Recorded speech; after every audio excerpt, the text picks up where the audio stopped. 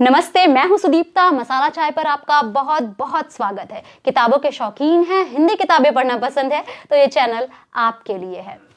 मुझसे कई बार बहुत सारे लोगों ने कहा है कि मैं निर्मल वर्मा की किताबें लेकर आऊं, लेकिन सच तो ये है कि अब मैं कोई भी किताब यूं ही नहीं उठा लेती कि किसी ने कहा है तो चलो पढ़कर देखते हैं या देखते हैं कैसे किताब है, क्योंकि अब मेरे लिए वो मन लगाने वाली बात नहीं रह गई, बल्कि मेरा काम और मेरी जिम्मेदारी है, तो मैं वक्त लेती हूँ।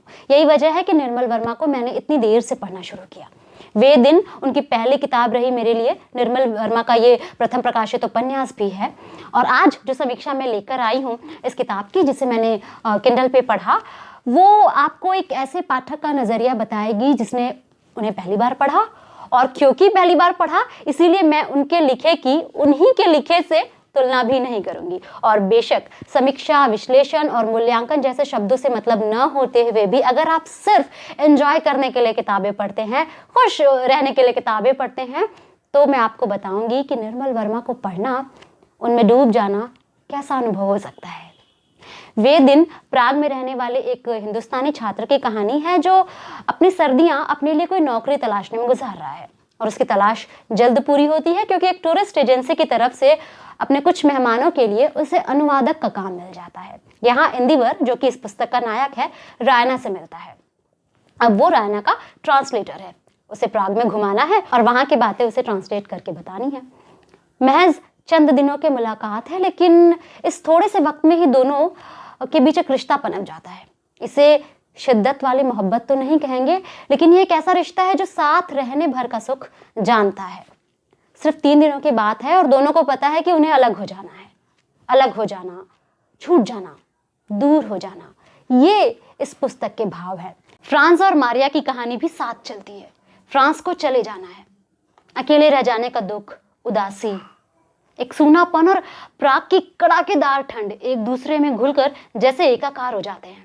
इंदिवर रायना को प्राग घुमाता है, साथ ही साथ पढ़ने वाला भी प्राग को निहारता है। हम उस बर्फबारी, उस ठंडेपन को महसूस कर पाते हैं जिसमें रायना का बेटा मीता खेल रहा है और रायना इंदिवर के साथ ठंडी हवाओं के आगोश में है। हम उस सूनेपन को महसूस कर पाते हैं जो अपने जिगरी दोस्त के दूर हो जाने के डर से पैदा होती है। इंदिवर को फ्रांस के अपने देश लौट जाने पर मलाल है। हम उस ठहराव को न सिर्फ महसूसते हैं, बल्कि धीरे धीरे उसमें डूबना शुरू कर देते हैं, जो धीरे धीरे आगे बढ़ते इस कहानी में, पूरी कहानी में लगातार बसा हुआ है। एक भारतीय छात्र प्राग में रहता है, फराटेदार चेक बोलता है और उसे अनुवादक का काम भी मिल जाता है। उसकी छोटी सी लव स्टोरी है। ये कहानी पढ़ने में बहुत अच्छी लगती है। शुरू में जब आप खटाखट पन्ने पलटते जाएंगे ये जानने की इच्छा में कि अब क्या हुआ, अब इंदिवर और रायना कहाँ मिले, मीता का क्या हुआ, उसने कैसा महसूस किया, मैं आपसे कहना चाहूंगी कि ठहरिएगा और गौर कीजिएगा कि यूरोप की इस खूबसूरत सी जगह प्राग में वो सभी लोग मौजूद हैं जो अलग अलग देशों से हैं, अलग अलग भाषाएं बोलते हैं, अलग अलग संस्कृतियां फॉलो करते हैं। फ्रांस अपने देश लौट जाना चाहता है। रायना को वियना से बहुत प्यार है। मारिया को अंग्रेजी आती है लेकिन वो चेक बोलना पसंद करती है। लेकिन अभी इस वक्त वो प्राग में है और एक दूसरे के साथ बहुत बढ़िया वक्त बिता रहे हैं। इतना अच्छा कि वो एक दूसरे से दूर हो जाने के दुख से दुखी हैं।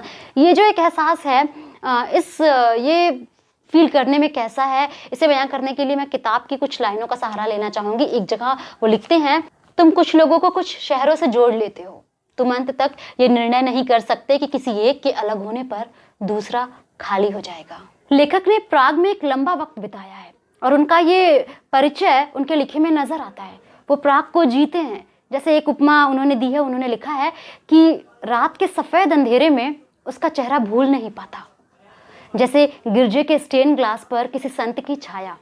दूर देश में रविवार का दिन कैसा होता है, इसे बयां करते हुए वो लिखते हैं कि शायद हर देश का अपना अलग इतवार होता है, अलग आवाजें और नीरवता।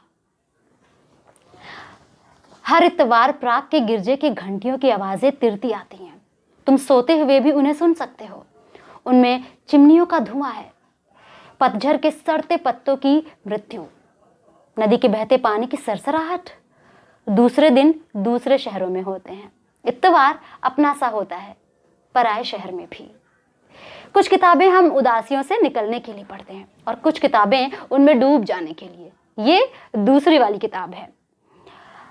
अगर आप कहानी जानने की कोशिश करेंगे तो किताब आपको बहुत धीमी लगेगी, लेकिन अगर आप किताब पढ़ने और फ्लो के साथ बह जाने के लिए खुद को खुला छोड़ देंगे तो मज़ा आएगा।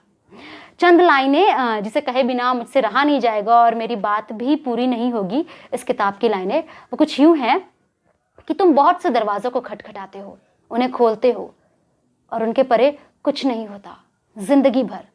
फिर अकस्मात कोई तुम्हारा हाथ खींच लेता है उस दरवाजे के भीतर जिसे तुमने नहीं खटखटाया था। वो तुम्हें जकड़ लेता है और तुम उसे छोड़ नहीं पाते। इस किताब का दरवाज़ा भी मैंने नहीं खटखटाया, लेकिन इसने मुझे पकड़ लिया और मैं इसे कतई नहीं छोड़ पाई।